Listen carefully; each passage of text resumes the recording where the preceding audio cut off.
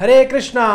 आप सभी का फिर से स्वागत है आपके अपने चैनल गौरांग के ज्ञान में। और मैं आज आप सबके लिए लेके आया हूँ एक गुड न्यूज़। आज की गुड न्यूज़ है कि मृत्यु नहीं आएगी।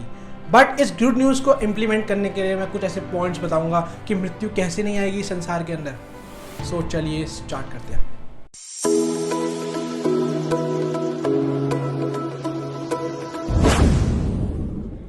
एक्चुअली में हम लोग अपना लाइफस्टाइल कैसे जीते हैं, हम अपना लाइफस्टाइल ऐसे जी रहे हैं जैसे कि मृत्यु कभी जिंदगी में नहीं आने वाली। हम लोग एकदम प्यार से एकदम बढ़िया से अपना जीवन जी रहे हैं। श्रील प्रभुपाद क्या करते थे कि life is a preparation for the final examination death which can come at any time.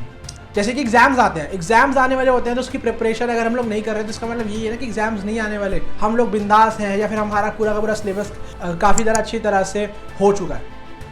हम लोग ये सोच के एग्जाम्स के लिए प्रिपेयर नहीं करते, बट एक्चुअली में अगर हम लोग एग्जाम्स के लिए प्रिपेयर कर रहे हैं तो उसका मतलब एग्जाम्स आने वाले हैं। बट हम लोग देख रहे हैं इस जीवन के अंदर हम लोग मृत्यु के लिए तो प्रिपेयर कर ही नहीं रहे, इस डेथ के लिए तो प्रिपेयर कर ही नहीं रहे।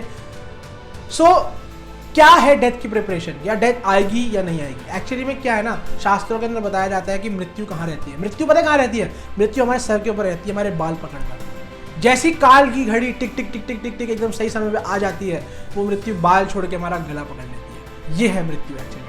हम लोग जन्मों जन्मांतर से भगवान से विमुख हैं, इस जन्म मृत्यु जरा व्याधि के चक्कर में भटक रहे हैं। 84 लाख योनियों में हम लोग न जाने कितने कितने जन्मों से भटके जा रहे हैं, और फिर भी हम लोग बोलते हैं एक है जीवन, इसको अच्छे से भोग लो फिर कल हो ना हो। हम लोग बोलते हैं ये चीज़, बट एक्चुअली में क्या है ना, ये बोगस थिंग है। हमारे को मृत्यु, हमारे को डेथ के लिए प्रिपेयर करना चाहिए। एक्चुअली में एक भक्त क्या है ना, भक्त मृत्यु की टेंशन नहीं लेता क्योंकि उसको पता है मृत्यु नहीं आने वाली। जैसे मैंने बताया स्टार्ट, आपको मैं एक ऐसे सोल्यूशन बताऊंगा कि मृत्यु को ओवरकम किया जाए, क्योंकि भक्त के जीवन में मृत्यु नहीं आती। भक्त के जीवन में क्या आती है? एक पीसफुल नींद। जैसे कि प्रभुपाद जी बताया करते थे, शास्त्रों में दे रखा है, एक किटन है, किटन को कैट कैसे उठाती है? अपने मुंह से उठाती है।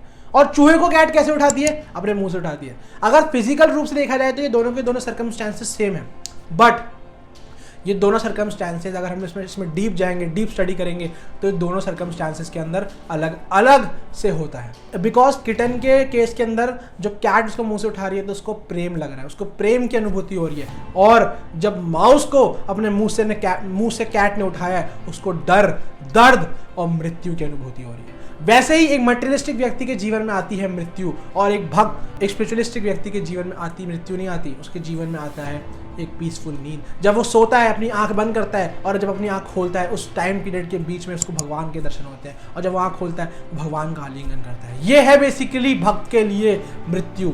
भक्त के लिए पीसफुल नींद है, ये मृत्यु नहीं है। सो अगर हमारे को इस चीज़ को अचीव करना है ना, तो हमारे को इस मनुष्य जन्म का अच्छे से यूटिलाइज करना चाहिए। प्रभुपाद जी कहा करते थे, अगर एक मनुष्य जन्म को किसी व्यक्ति ने अच्छे से यूटिलाइज नहीं किया, ये वैसा ही है जैसे कि एक पिंजरा में एक तोता बंद है। जन्मों जन्मांतर से तो उस तोते को बंद कर रहेगा उस पिंजरे के अंदर। अब पिंजरे का दरवाज़ा खोल दिया और उसके अंदर डाल दिए दाने, और तोते को बोला तेरे पास चॉइस है, या तो तू दाने चुगते रह जा, और अगर तू दाने चुगने में ही तूने टाइम वेस्ट कर दिया तो पिंजरे का दरवाज़ा हो जाएगा बंद, या फिर ये दाने को छोड़ और पिंजरे से बाहर निकल कर उड़ जा। अगर तोता पिंजरे से बाहर निकल कर उड़ जाता है तो वो एक वाइज तोता है। बट अगर वही तोता पिंजरे के अंदर वो दाने चुगने में अपना टाइम बर्बाद कर देता है तो उससे बड़ा मूर्ख कोई नहीं है। वैसे ही ये मनुष्य जन्म है, मनुष्य जन्म की काफ़ी ज़्यादा विरल जीवन है। जैसे कि भगवद गीता में बताया जाता है, मनुष्य नाम सहर्षेषु कश्चिदपि सिद्धये यदा यदमपि सिद्धानाम कश्चिन माम व्यवेत तत्वता। यानी कि हे अर्जुन, मनुष्य जन्म बहुत ही विरल जीवन है।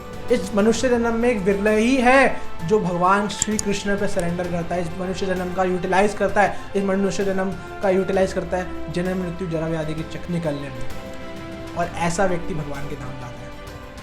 चैतन्य महाप्रभु बोला करते थे, भारत भूमिते होइला मनुष्य जन्म यार, जन्म सार्थक करी कर पर उपकार। यानी कि भारत भूमि में तुमने मनुष्य जन्म पाया, सबसे बड़ा परोपकार तुम क्या करो, अपने जीवन को सार्थक करो भगवान श्री कृष्ण की भक्ति लगाने में। ऐसा व्यक्ति बेसिकली भगवान श्री कृष्ण का बहुत प्रिय है। अगर एक व्यक्ति ने मनुष्य जन्म पाया और उसने भगवान श्री कृष्ण का जाप नहीं किया, जैसे बोला जाता है ना, मनुष्य जन्म पाइया राधा कृष्ण ना भजिया, जानिया सुनिया विष खाइनू। यानी कि ऐसे व्यक्ति ने जानबूझकर विष खाया, जानबूझकर मर्डर किया, जानबूझकर सुसाइड किया। ये है बेसिकली ऐसा व्यक्ति जिसने मनुष्य जन्म का उपयोग नहीं किया। सो मनुष्य जन्म बहुत ही विरल जीवन है। जैसे एक चूहा होता है, चूहा क्या करता है, चूहा अपना पूरा जीवन भर बिल खोदने में निकाल देता है, बिल खोता रहता है, और एक भी बिल के अंदर वो रहता नहीं है। क्योंकि वो पता है क्यों? क्योंकि उस बिलों के अंदर सांप रहता है। जैसे वो बिल खोदता है अंदर रहने जाता है, दूसरा बिल खोदने के लिए अंदर रहने जाता है, वैसे ही सांप उसको निकल जाता है और उस बिल के अंदर रहता है। ये है बेसिकली एक चूहे का जीवन, वैसे ही हमारा जीवन है। हम लोग पूरा जीवन भगवान को छोड़कर अलग अलग चीज़ों में अपना जीवन हैंकर करने में निकाल देते हैं, अलग अलग चीज़ों में अपना जीवन व्यतीत कर देते हैं। मृत्यु आती है, हमारे को निकल जाती है और फिर हम लोग बोलते हैं अरे क्या एक और जीवन मिल जाएगा। मनुष्य जन्म अगर व्यक्ति ने वेस्ट कर दिया, प्रभुपाद क्या करते हैं तो उसने 50 बिलियन लाइफ टाइम्स अपने आप को डिग्रेड कर लिया है अगर एक व्यक्ति ने अपना मनुष्य जन्म बर्बाद कर दिया। ये वैसी ही है जैसे कि हेलीकॉप्टर आपको मिला हुआ है, एयरप्लेन आपको मिला हुआ है, आप वहाँ से उड़कर किसी और जगह जा सकते हो, बट आप उस हेलीकॉप्टर उस एयरप्लेन को रोड पर चलाओ और एक्सीडेंट कर दो। ये है बेसिकली मनुष्य जन्म अगर आपने इस्तेमाल नहीं किया अच्छे से। और कुछ लोग बोलते हैं कि डेथ, आप क्या कहते हैं, मृत्यु की बात कर रहे हो, मृत्यु तो अरे बहुत टाइम है, ओल्ड एज में आनी है मृत्यु। मैं आपको कुछ ऐसी वीडियोस दिखाता हूँ जिसके अंदर आप देखिए मृत्यु कभी भी किसी भी टाइम आ सकती है।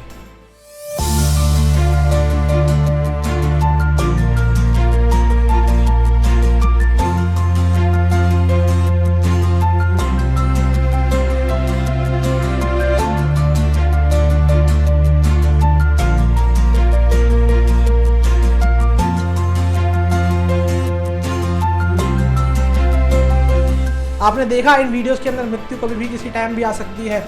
मृत्यु का कोई टाइम नहीं है, मृत्यु ओल्ड एज में नहीं आती। जैसे मैंने पहले बताया, मृत्यु हमारे बालों को पकड़कर हमारे सर के ऊपर बैठी हुई है, जैसी टाइम आएगा वैसी गर्दन पकड़ लेगी। सो इस मनुष्य जन्म को हर एक टाइम को यूटिलाइज करो, क्योंकि प्रभुपाद जी कहा करते थे एक सेकेंड भी अगर आपने वेस्ट किया उसको आप पूरे विश्व का खजाना खर्च कर भी वापस नहीं लेके आ सकते। इतना महत्वपूर्ण है हर एक क्षण। अभी हम लोग एक तरीके से माया से लड़ रहे हैं इस युद्ध मैदान के अंदर, और कभी भी हमला हो सकता है हमारे ऊपर। सो हमारे को हर क्षण के लिए सशक्त रहना पड़ेगा, हर क्षण के लिए हमारे को तैयार रहना पड़ेगा और हमें भगवान की भक्ति करनी पड़ेगी, बिकॉज माया कभी भी अटैक कर सकती है।